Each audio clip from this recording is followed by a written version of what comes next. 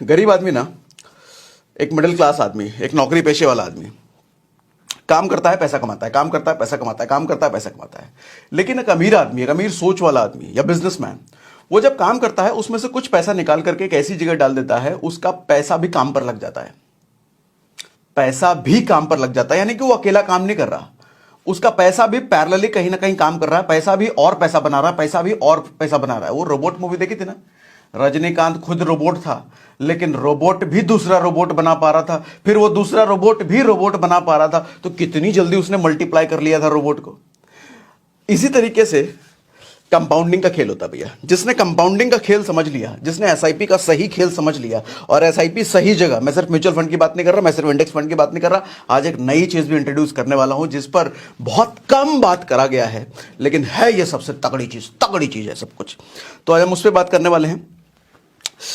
देखो, domino effect का example पहले आपको समझाता हूं, थोड़ा सा कंपाउंडिंग ब्रीफ कर देता हूं। देखो, कुछ चीजें रिपीट हो सकती है पिछले सेशन से। मेरा फोकस ये है कि नए लोग जो हैं उनको पूरी तरीके से समझ में आए और अच्छे से समझ में आए, बिल्कुल बच्चों की तरह।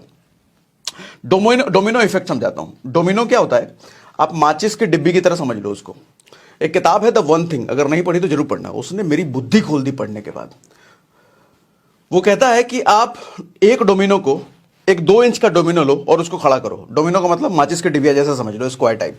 2 इंच का डोमिनो लो, उसको खड़ा करो और उसके ठीक बगल में अगला डोमिनो, उसका 50% बड़ा कर दो। मतलब 2 इंच का 50%, एक अगला डोमिनो 3 इंच का लो, अच्छा उसका 50% और बड़ा कर दो, यानी कि 3 का 50% 1.5, अब अगला डोमिनो होगा 4.5 इंच का।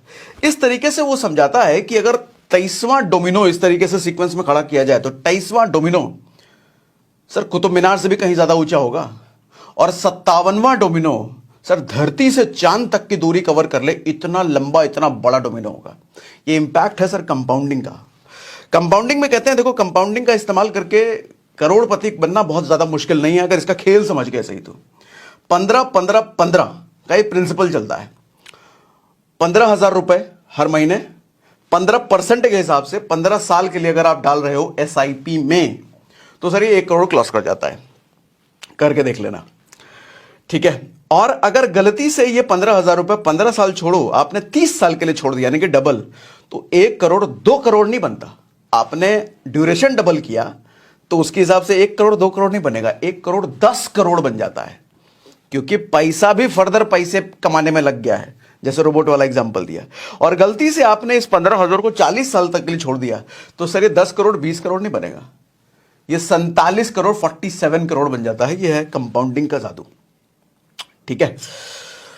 अब थोड़ा सा एक चीज ब्रीफ कर देता हूं कि आदमी जब नया नया इन्वेस्टिंग कर रहा होता है, देखो, एक इन्वेस्टिंग मिडिल क्लास हमेशा इस भ्रम में रहता है ना कि वो कहीं पैसा अगर डाल रहा है तो इन्वेस्टमेंट है। ऐसा नहीं है सर, हर जगह पैसा डालना इन्वेस्टमेंट नहीं है। कई जगह तो पैसा डूब जाता है, बर्बाद हो जाता है, और कई जगह आपका पैसा बढ़ता नहीं है।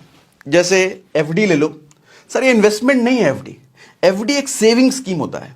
कई सारे सेविंग स्कीम अलग से चलते हैं, जैसे एलआईसी, एचडीएफसी, बहुत सारे सेविंग स्कीम चलाती है इंश्योरेंस के साथ साथ। पीपीएफ हो गया, आरडी हो गया, रिकरिंग डिपॉजिट।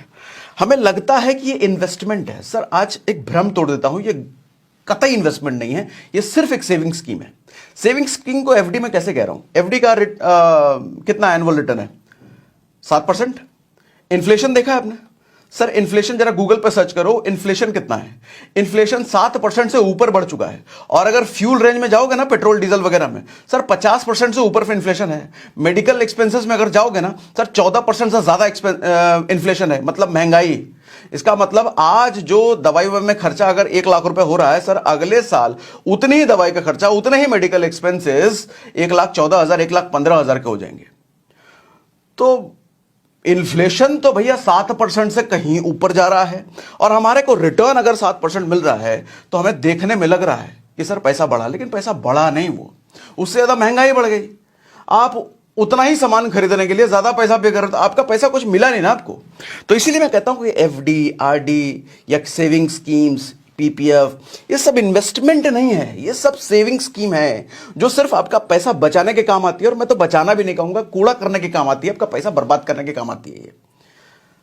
अच्छा, तो फिर दुनिया भर के लोग बेवकूफ हैं क्या? एफडी आरडी करते रहते हैं, एलआईसी में पैसे डालते हैं, एचडीएफसी के सेविंग स्कीम में डालते हैं। सर जानकारी की कमी है, मैं ये कहूंगा सही जानकारी नहीं है। और जानकार, अच्छा मेरे जैसा आदमी भी एफडी करता है, लेकिन पर्पस अलग होता है।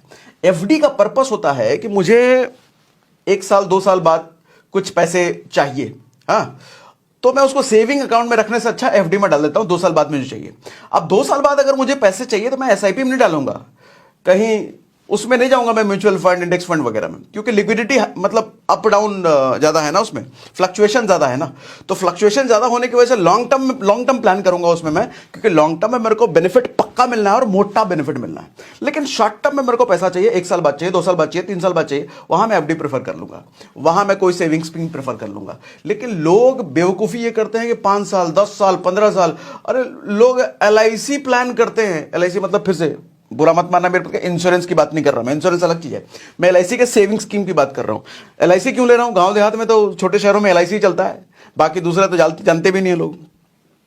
भैया 20-20 साल 25-25 साल 30-30 साल तक पैसा दिए जा रहे हैं एलआईसी में, दिए जा रहे हैं इंश्योरेंस के लिए नहीं। मैं तो इंश्योरेंस के लिए कहूंगा टर्म इंश्योरेंस लो। टर्म इंश्योरेंस अच्छा क्या, सेविंग के लिए इतना मिलेगा, अरे कुछ नहीं मिलेगा भैया।